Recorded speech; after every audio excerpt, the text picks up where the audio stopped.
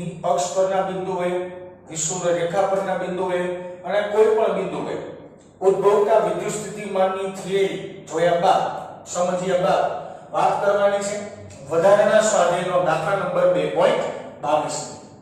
બહુ સરળ દાખલો છે, પરંતુ આ દાખલાની અંદર અમુક શબ્દ તમે પહેલીવાર સાંભળતા હશો એવું લાગશે. એટલે આ દાખલાને તમે દાખલા સ્વરૂપમાં જોવા કરતા થિયોરેટિકલ પ્રશ્ન તરીકે જોવો ખાસ અગત્યનો રહેશે. અને આની અંદર તમને એક અગત્યનું સમીકરણ પણ મળશે, જે સમીકરણ તમારે યાદ રાખવાનું રહેશે. શું છે વાક્યરચના? ચાલો આપણે જોઈએ. આકૃતિમાં વિદ્યુત ચતુર્થ ધ્રુવી તરીકે ઓળખાતી. ચતુર્થ ધ્રુવી એટલે શું? તો કે ચાર વિદ્યુત ભારથી બનતી રચના, અથવા તો એમ કહી શકાય કે બે વિદ્યુત ડાયપોલથી બનતી રચના. એક વિદ્યુત ડાયપોલની અંદર બે વિદ્યુત ભાર આવે તો બે વિદ્યુત ભાર ડાયપોલની અંદર ચાર વિદ્યુત ભાર આવે તો ચતુર્ધ્રુવી તરીકે ઓળખાતી વિદ્યુત ભારોની ગોઠવણ દર્શાવેલ છે. એટલે આકૃતિ તમને રકમની અંદર ઓલરેડી આપી દીધેલી છે. બેટા, જે રકમની અંદર આકૃતિ આપેલી હોય ને એ તમારે એક્ઝામમાં દોરવાની. જેમ કે મેં તમને દાખલો હમણાં ગણાવ્યો હતો, સ્વાધ્યાયનો 2.21 નંબરનો દાખલો. એની અંદર તમને રકમમાં આકૃતિ નહોતી આપી તો તમે ધારો કે દાખલો ગણતી વખતે આકૃતિ ન દોરો તો ચાલે, પણ અહીંયા આકૃતિ છે એટલે તમારે આકૃતિ દોરવી પડે. ચતુર્થ ધ્રુવી અક્ષ પરના બિંદુ માટે, ચતુર્થ ધ્રુવી અક્ષ પરના બિંદુ માટે r more greater than a, r by a more greater than 1 માટે સ્થિતિમાન r પર કેવી રીતના આધારિત છે તે દર્શાવતું સૂત્ર મેળવો. આ બેટા r છે, r પર સ્થિતિમાન કેવી રીતના આધારિત છે તે દર્શાવતું મારે સમીકરણ મેળવવાનું છે. પ્રશ્ન બાકી છે, પરંતુ સૌથી પહેલા આપણે આટલી ગણતરી કરીએ. આકૃતિની અંદર તમને પ્લસ q વિદ્યુત ભાર, અહીં પ્લસ q વિદ્યુત ભાર અને બે માઈનસ q વિદ્યુત ભાર આપેલા છે. હવે આકૃતિ પરથી જોઈ શકો છો કે માઈનસ q વિદ્યુત ભાર એકબીજાથી તદ્દન નજીક રહેલા છે. તો આને આપણે સેન્ટર ગણી શકીએ. ચાર વિદ્યુત ભારથી બનતા તંત્રનો આને આપણે સેન્ટર કહી શકીએ. તો સેન્ટરથી r જેટલા અંતરે રાખવામાં આવેલું બિંદુ p પાસે આ ચારેયને લીધે ઉદ્ભવતું વિદ્યુત સ્થિતિમાન શોધવાનું છે. પ્રશ્ન આ છે. હજી એકવાર પ્રશ્ન શું છે ખાસ સમજાઈ જવો જોઈએ, પછી જવાબ મેળવવો તમારા માટે ખૂબ જ ઈઝી છે. કે ચાર વિદ્યુત ભારથી બનતી રચના એટલે કે ચતુર્થ ધ્રુવી વિદ્યુત ભારની ગોઠવણ આપેલી છે. આ બંને વિદ્યુત ભારનું અંતર એકબીજાથી ખૂબ જ નજીક હોવાને લીધે સાહેબે આને કેન્દ્ર અથવા તો ઉગમ બિંદુ ધારેલું છે. અને તમે x અક્ષ કહેતા હો તો આનો ઉગમ બિંદુ કહી દેવાનું, બરાબર? તો સમજી શકાય છે કે આ વિદ્યુત ભાર આપણે નામ આપી દઈએ. ધારો કે 1 નંબરનો વિદ્યુત ભાર, આને આપણે નામ આપીએ 2 નંબરનો વિદ્યુત ભાર. 2 નંબરનો વિદ્યુત ભાર કેટલો? -2q જેટલો. આને આપણે નામ આપીએ 3 નંબરનો વિદ્યુત ભાર. 1 ને લીધે સ્થિતિમાન, 2 ને લીધે સ્થિતિમાન, 3 ને લીધે સ્થિતિમાન, ત્રણેયનો સરવાળો એટલે કુલ સ્થિતિમાન મળી જાય. દાખલો પૂરો કરવાનું આટલું જ છે, બરાબર ને? પછી આની જગ્યાએ તમને ગમે એટલા વિદ્યુત ભાર આવે ને, બુદ્ધિ એક જ માત્ર આલવી જોઈએ. તો આપણે લખવાની શરૂઆત કરીએ કે p બિંદુ પાસેનું કુલ વિદ્યુત સ્થિતિમાન. p બિંદુ પાસેનું કુલ વિદ્યુત સ્થિતિમાન, તો આપણે લખી નાખીએ કુલ વિદ્યુત સ્થિતિમાનને vp કહીએ. બેટા vp માં કન્ફ્યુઝ નહીં થવાનું. જે જગ્યાએ p બિંદુ ધારો છો ને બધું vp જ લખો છો. એટલે ઘણીવાર મનમાં ખીચડી થઈ જાય કે ભાઈ vp ના આટલા બધા સૂત્રો હોય છે ને, એવું ન હોય. અલગ અલગ જગ્યાએ અલગ અલગ હોય એટલે સમજવાનું. ઇઝ ઇક્વલ ટુ v1 એક ને લીધે ઉદ્ભવતું વિદ્યુત સ્થિતિમાન વત્તા v2 બે ને લીધે ઉદ્ભવતું વિદ્યુત સ્થિતિમાન વત્તા v3 ત્રણ ને લીધે ઉદ્ભવતું વિદ્યુત સ્થિતિમાન. ત્રણેયનો સરવાળો કરવાનો છે. સમીકરણમાં કિંમત મૂકીએ સિમ્પલ. બેટામાં સાદું રૂપ છે, કાઈ નથી. ઓકે, પહેલાને લીધે ઉદ્ભવતું વિદ્યુત સ્થિતિમાન, પહેલા પરનો વિદ્યુત ભાર ધન, તો ઉદ્ભવતું વિદ્યુત સ્થિતિમાન ધન છેદમાં તે વિદ્યુત ભારથી તે બિંદુનું અંતર r. a કોણ અંતર થશે બેટા? r + a v2 માઈનસ વિદ્યુત ભારને લીધે ઉદ્ભવતું વિદ્યુત સ્થિતિમાન માઈનસ જ હોય. બે વિદ્યુત ભારની રચના છે તો તો k2q 2q બોલવાનું નહીં છેદમાં તે બિંદુએથી સોરી તે વિદ્યુતભારથી તે બિંદુનું અંતર r વચ્ચે સરવાળાની નિશાની ધન વિદ્યુતભાર છે ઉદ્ભવ તો વિદ્યુત સ્થિતિમાં ધન હોય લખો kq ના છેદમાં તે વિદ્યુતભારથી તે બિંદુનું અંતર r આટલું a તો થશે r માઈનસ a અહીં 2q ભૂલથી ભૂલવાનું ન જોઈએ લોચાયક થાય બીજે કઈ લોચા નહીં થાય ઓકે આખા સમીકરણમાંથી શું કોમન નીકળે આખામાંથી કોમન કાઢી શકાય kq કોમન બ્રેકેટ ની અંદર અહીંયા શું વધ્યું 1 ના છેદમાં r પ્લસ 1 હવે જો હું થોડું આડાવડું લખું છું આડાવડું કેમ આ પદને આગળ લખો અને આ પદને પાછળ લખો ધારો કે હું થોડું કેલ્ક્યુલેશન વિચિત્ર રીતના કરું છું આગળ પાછળ પદ લખું છું બીજું કાંઈ કરતો નથી આ પદને આગળ લખો એટલે થશે સરવાળાની નિશાની 1 ના છેદમાં r માઈનસ a બાદબાકીની નિશાની 2 ના છેદમાં r kq કોમન નીકળે તો અહીં 2 વધવાનું હોય આ કાઉન્સ કરો હવે તો સ્ટેપ બાય સ્ટેપ પેલા આ બેનું સાદુરૂપ આપો પછી આનો જે જવાબ આવે એનો સાદુરૂપ આની યાદ આપો એટલે મારા માટે દાખલો સહેલો થાય હા બિલિયન છોકરો હશે તો એ ક્યારે સાહેબ રસા લઈ શકશે જેને ખબર ન પડતી હોય મારી જેમ એને સ્ટેપ બાય સ્ટેપ આગળ વધવાનું બરાબર ને vp બરાબર kq બ્રેકેટ ની અંદર આને અહીંયા ગુણવાનો એટલે r માઈનસ a આને અહીંયા ગુણવાનો વત્તા r પ્લસ a છેદમાં બેનો ગુણાકાર r પ્લસ a ગુણ્યા r માઈનસ a છેલ્લા પદમાં કાઈ કર્યું નથી pm નો અહીં તમે જોઈ શકો છો કે a કેન્સલ આઉટ થાય તો ફાઇનલી ઇક્વેશન vp બરાબર kq બ્રેકેટ ની અંદર a કેન્સલ આઉટ 2r ના છેદમાં r square minus a square minus 2 ના છેદમાં r હવે આ બેનો ચોકડી ગુણાકાર થાય હવે આના બેનો ચોકડી ગુણાકાર આપણે સિમ્પલ કરવાનો પ્રયત્ન કરીએ બહુ ઈઝી કોઈ ચાલો અહીં લખો છો vp બરાબર kq તો ભારત હતો બ્રેકેટ ની અંદર r ને અહીંયા ગુણો એટલે 2r square minus r square minus a square ને સામે ગુણો એટલે 2 બ્રેકેટ ની અંદર r square minus a square ના છેદમાં બેનો ગુણાકાર એટલે કે r બ્રેકેટ ની અંદર r square minus a square આ વ્યવસ્થિત લખીએ આપણે અહીંયા થઈ ગયું બ્રેકેટ પૂરું સાદું ભાગે સિમ્પલ vp બરાબર kq બ્રેકેટ ની અંદર કાઉન્સ ખોલ નાખાય 2r square minus 2r square minus minus plus 2a square minus minus plus થશે એટલે 2a સ્ક્વેર ડિવાઇડ બાય છેદનું પદ એમ ન રાખીએ r bracket of r square minus a square bracket પૂરું જોઈ શકો છો 2r square plus or minus છે તો કેન્સલ થશે બેટા સમીકરણ શું બનશે vp kq બ્રેકેટ ની અંદર 2a સ્ક્વેર ના છેદમાં r bracket of r square minus a square આ છે ફાઇનલ મારો ઇક્વેશન આ મારો કે ફાઇનલ જવાબ પરંતુ હજી મને જવાબ નહીં કહી શકું આ એક સમીકરણ તો બની ગયું છે પણ મને જવાબ ન કહી શકું જવાબ શું કરવા ન કહી શકું કારણ કે મને રકમની અંદર આ શરત ઓલરેડી આપી દીધેલી છે અને મને મારી શરત ભૂલાવી ન જોઈએ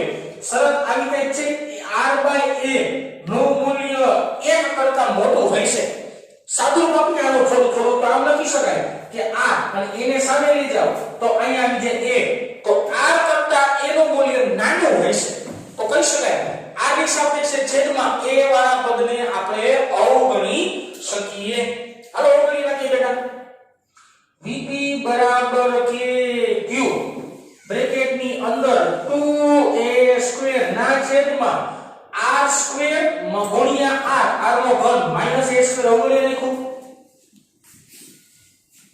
આવી ગયો r નો ઘન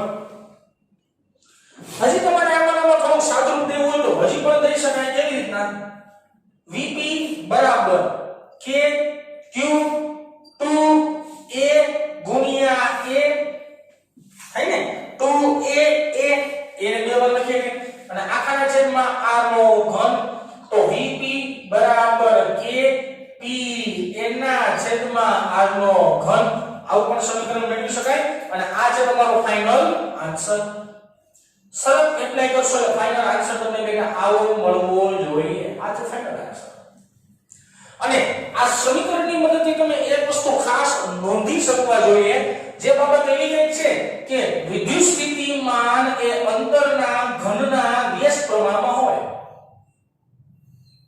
જ્યારે ચાર વિદ્યુત ભારથી એટલે કે ચતુર્થ ધ્રુવીની રચના જોવામાં આવે ત્યારે વિદ્યુત સ્થિતિમાન અંતરના ઘનના વ્યસ્ત પ્રમાણમાં મળતું હોય છે. તો આ આખા કેલ્ક્યુલેશન પરથી આધાર નથી. આ સમીકરણ બેટા આન્સર લખ્યું છે, આ સમીકરણ આઈએમપી પણ છે, પણ એક વસ્તુ ખાસ યાદ રાખજો બેટા કે આ સમીકરણ ક્યારે વાપરી શકાય? જ્યારે આ કન્ડિશન હોય ત્યારે. ધારો કે આ કન્ડિશન નથી આપેલી ત્યારે તમારે આ સમીકરણ યુઝ કરવું પડે. તો એમસીક્યુ ની દ્રષ્ટિએ આ બંને સમીકરણ તમારે યાદ રાખવા પડે અને યાદ રાખવા જોઈએ. વાત એ રીતના પૂરી નથી થતી, દાખલો એ પૂરો નથી થતો, હજી આપણે જવાબ ગોતવાનો છે. વિદ્યુત ડાયપોલ અને વિદ્યુત મોનોપોલ. ડાયપોલ એટલે તમને ખબર પડશે કે બે વિદ્યુત ભારથી બનતું તંત્ર જે બનશે માઈનસ ને પ્લસ ને લીધે બનતું તંત્રને વિદ્યુત ડાયપોલ કહેવાય. પણ વિદ્યુત મોનોપોલ એટલે શું? વિદ્યુત મોનોપોલ એટલે કે એક જ વિદ્યુત ભાર, એક જ વિદ્યુત ભાર માટે આવા સૂત્ર તમારું પરિણામ કેવી રીતે જોડવું પડશે તે જણાવો. હાલો જણાવી જો અને સમજીએ. વિદ્યુત ડાયપોલ ને લીધે આ અક્ષ પરનું બિંદુ છે બેટા, અહીંયા વાત અક્ષ પરની છે. ડાયપોલ ને લીધે મળતું વિદ્યુત સ્થિતિમાન અક્ષ પરનું બિંદુ છે, યાદ રાખજો વાત આખી. વિદ્યુત ડાયપોલ ને લીધે અક્ષ પરના બિંદુએ મળતો વિદ્યુત સ્થિતિમાનનું સમીકરણ V kp/r થાય. kp/r² થાય, સોરી kp/r² થાય. તો આ સમીકરણની મદદથી તમે લખી શકવા જોઈએ કે V proportional to 1/r², V proportional to 1/r² થાય. અને વિદ્યુત મોનોપોલ એટલે કે એક જ બિંદુ હતો વિદ્યુત ભારથી બનતું વિદ્યુત સ્થિતિમાન એટલે આપણે લખીએ વિદ્યુત મોનોપોલ ને લીધે મળતું વિદ્યુત સ્થિતિમાન.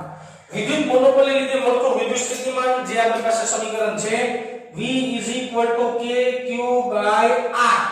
આ સમીકરણની મદદથી દઈ શકાય. કે કેપિટલ Q પણ લખી શકાય બેટા. આપણે થિયરી ની અંદર કેપિટલ Q સાબિત કરેલો છે, પણ અહીંયા અમે સ્મોલ લીધો છે જેનાથી કઈ ફેર ન પડતો. કેપિટલ Q છે ને એ આપણે વિદ્યુતભારને દર્શાવતા હોય એટલે સ્મોલ q અને લગભગ આપણે પરીક્ષણ વિદ્યુતભારને દર્શાવતા હોય એટલે ગમે લખશો ચાલશે. તો V proportional to અહીંયા લખી શકાય 1/r.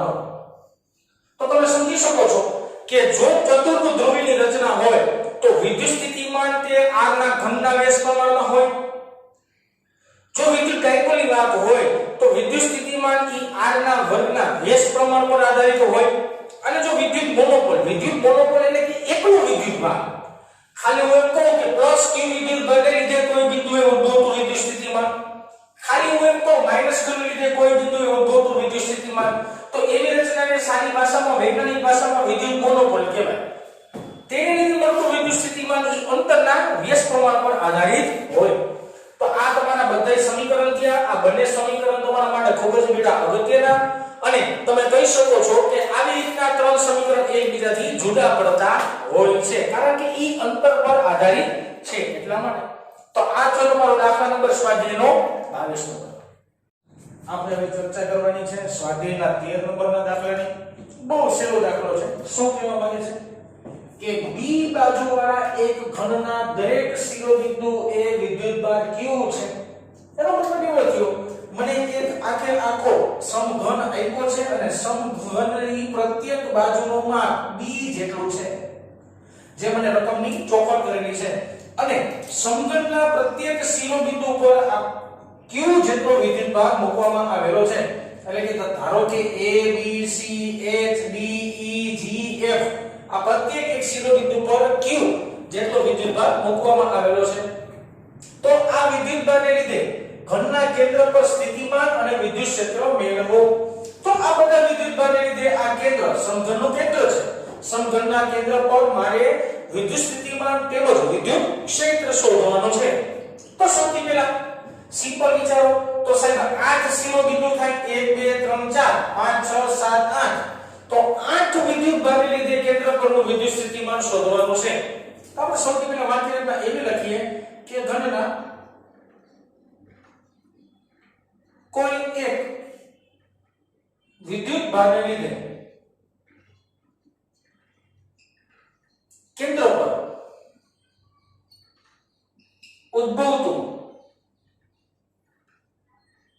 વિદ્યુત સ્થિતિમાન એક વિષય ચર્ચા તો કરીએ પછી આગળ વાત કરીએ સ્થિતિમાન તો એકને લીધે ઉદ્ભવતું વિદ્યુત સ્થિતિમાનનો ધારો કે VDS કો તો VDS = KQ / R કહી શકાય આવું મને કંઈક સમીકરણ મળવાનું છે તો આ સમીકરણ ખાલી મળ્યું એક જ વિદ્યુત ભારને લીધે કેન્દ્ર પર ઉદ્ભવતું વિદ્યુત સ્થિતિમાન અને મેં તમને એક વસ્તુ ક્લિયર પર કરી કે કોઈ પણ એક શિરોબિંદુએથી લઈને કેન્દ્ર સુધીનું અંતરને R ધારેલું છે આ R એટલે શું બેટા તો કે કોઈ પણ એક શિરોબિંદુએથી સમઘનના કેન્દ્ર સુધીનું અંતર હવે આપણે વાત કરીએ બધા શિરોબિંદુ માટે તેમ કહી શકાય કે બધા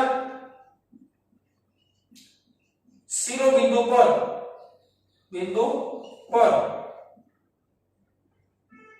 રાખવામાં આવેલા વિદ્યુત ભારને લીધે કેન્દ્ર પર ઉદ્ભવતું વિદ્યુત સ્થિતિમાન બધાને લીધે ઉદ્ભવતું વિદ્યુત સ્થિતિમાન તાને ગુણી 8 કરી નાખવાના જે હમણાં સ્વાધ્યાયના 2.2 નંબરના દાખલામાં જોયું એના જેવી જ એક લગભગ ચર્ચા થાય બરાબર ને ઓકે તો આપણે વાત કરીએ છીએ બસ સિમ્પલ લોજિક ની તો હવે વિદ્યુત સ્થિતિમાન V કહો તો એનો મતલબ થાય 8 V dash V = 8 V dash એટલે શું બેટા KQ / R પણ હજી એક લોચો છે મારે આ R અંતર ડિફાઇન કરવું પડે R અંતર મારે શોધવું પડે તો આ અંતર કેવી રીતના શોધવું સિમ્પલ લોજિક છે ધ્યાન આપજો હવે જો હું આ કેના સમઘનમાં તળિયું પકડું તળિયું એટલે આવી રીતના ચોરસ થશે બેટા તમે સમજી શકો છો આ 3 ડાયમેન્શન આકૃતિ છે ખાલી સમઘનનું તળિયું કેસો એટલે AHCB આ એક નીચેનો ચોરસ છે ચોરસના આ વિકર્ણનું માપ મારે શોધવું હોય તો શોધી શકાય પ્રેમથી પાયથાગોરસના પ્રમેય પરથી ચોરસનો વિકર્ણ જુઓ તો આ સાઈડ B આ સાઈડ B તો વિકર્ણ કેટલો મળશે √2B મળશે પાયથાગોરસ પરથી હવે આ કેવી વિચારજો હું આ કે સમઘનની વાત કરું તો એક વિકર્ણ બન્યો AC બીજી બાજુ વાપરું છું CD અને ત્રીજી બાજુ વાપરું AD તો ADCB અને A એટલે કે ACDA આખી વાત શું થાય ACDA આ જે ત્રિકોણ બન્યો ઈ ત્રિકોણની અંદર આ વિકર્ણ બન્યો વિકર્ણ કેવો બન્યો બેટા AD વિકર્ણ બન્યો હવે સમજી શકાય છે આ બાજુનું માપ √2B આનું માપ B તો પાયથાગોરસની પ્રમેય પરથી આનું માપ કેટલું મળે √3B મળે હજી એકવાર સમજો મેં ખાલી ચોરસની ચર્ચા કરું તો ચોરસના વિકર્ણ આને કહેવાય નીચેનો ચોરસ વિચારવાનો છે એનું વિકર્ણ આ કહેવાય એક બાજુનું માપ B બીજી બાજુનું માપ B તો એના વિકર્ણનું માપ થાય √2B મારે ગોતવાનું છે સમઘનનું વિકર્ણ એટલે કે AD કહી શકાય હવે મારે AD ગોતવું હોય આનો વિકર્ણ કેટલો હોય તો આની એક બાજુ આ વિચારો AC અને બીજી બાજુ વિચારવું છે CD એક બાજુ વિચારું છું AC અને બીજી બાજુ વિચારું છું CD તો આ મેળવે સમઘનનું વિકર્ણ મેળવે બરાબર હવે જો AC નું માપ √2B છે CD નું માપ B છે તો આ વિકર્ણનું માપ પાયથાગોરસના પ્રમેય પરથી ગોતજો ને એટલે √3B મળશે વાત સમજી ગયા તો સમઘનનું વિકર્ણ મેળવે √3B પણ A થી લઈને O નું અંતર D થી લઈને O નું અંતર √3B નું અડધું થાય G થી લઈને જો ગણવા જાવ અહીંથી આટલું અંતર તો √3B નું અડધું થાય F થી લઈને O નું અંતર ગણો તો √3B નું અડધું થાય એવી રીતના પ્રત્યેક એક શિરોબિંદુએથી કેન્દ્ર સુધીનું અંતર લેવામાં આવે તો √3B નું અડધું થાય કારણ કે મારે કેન્દ્ર સુધી જવાનું છે અને આ જે માપ છે એ આ કેના વિકર્ણનું માપ છે તો સિમ્પલ V = 8 કે એટલે લખી નાખાય 1/4 પાઈ એપ્સિલોન 0 ઉપર અંશમાં q એમનેમ છે આ મતલબ થશે √3B નું અડધું અડધું એટલે કે છેદનો છેદ ક્યાં આવશે બેટા અંશમાં આવશે રેડી નાખી વાત ઓકે આ પ્રત્યુત લો 4 2 8 અને બે કેન્સલ આઉટ 4 2 8 એટલે સાહેબ 2 2 4 થી અંશમાં વધે 4 V = 4 q ના છેદમાં 4 તો નીકળી ગયો હવે વધશે પાઈ અને વ્યવસ્થિત લખી √2b પાઈ એપ્સિલોન 0 ઓકે પેલા જો મેં શું કર્યું એ 4 ડિવાઇડ કરીને નાખ્યા 2 નું 4 થઈ ગયા 4 q ના છેદમાં √3b પાઈ એપ્સિલોન 0 આ છે તમારો ફાઇનલ આન્સર તો બધા શિરોબિંદુને લીધે કેન્દ્ર પર ઉદ્ભવતું વિદ્યુત સ્થિતિમાન આ સમીકરણની મદદથી આપી શકાય પ્રશ્ન નંબર 2 પ્રશ્ન નંબર 2 એવું છે કે મારે વિદ્યુત ક્ષેત્ર મેળવવાનું છે ચાલો મેળવીએ વિદ્યુત ક્ષેત્ર એ તો સાવ છે હું એમ કહું a પરનો વિદ્યુતભાર કેટલો છે તો કે +q આ +q વિદ્યુતભારને લીધે o પાસે મળતું વિદ્યુત ક્ષેત્ર કઈ દિશામાં તો કે આ દિશામાં ઉપર જતી દિશામાં દૂર જતી દિશામાં બીજો બિંદુ લઈ લો d ને લીધે સાહેબ આ બિંદુ મળતું વિદ્યુત ક્ષેત્ર તો કે આ દિશામાં જોજો a ને લીધે આમ d ને લીધે નીચે a થી લઈને o નું અંતર o થી લઈને d નું અંતર કેવું તો કે સરખું આનું સાહેબ √3b/2 આનો √3b/2 બેનું અડધું અંતર છે જો વિદ્યુત ક્ષેત્રના મૂલ્ય સમાન મળશે દિશા વિરુદ્ધ મળશે શિરોબિંદુના સામસામેના ખૂણા લેવામાં આવે અથવા વિકર્ણના સામસામેના બિંદુઓ લેવામાં આવે તો તેને લીધે કેન્દ્ર પર ઉદ્ભવતું વિદ્યુત ક્ષેત્ર સમાન મૂલ્યનું અને પરસ્પર વિરુદ્ધ દિશામાં મળશે એટલે કહી શકાય કે શિરોબિંદુ પર રાખવામાં આવેલા વિદ્યુત ભારને લીધે કેન્દ્ર પર ઉત્પન્ન થતું વિદ્યુત ક્ષેત્ર E શું આવશે 0 આવશે કારણ શું બેટા તો કે કેન્દ્રથી આ વિકર્ણનું અહીંયા સુધીનું અંતર ને કેન્દ્રથી આનું અંતર બે સમાન થાય અને વિદ્યુત ક્ષેત્ર વિરુદ્ધ દિશાનું મળે એટલે પરિણામી વિદ્યુત ક્ષેત્ર શું આવશે 0 આ સારો શબ્દ લખવાનો એ પરિણામી વિદ્યુત ક્ષેત્ર ઉમેરી દેવું પડે તો આ છે તમારા બે જવાબ સ્વાધ્યાયનો 13મો દાખલો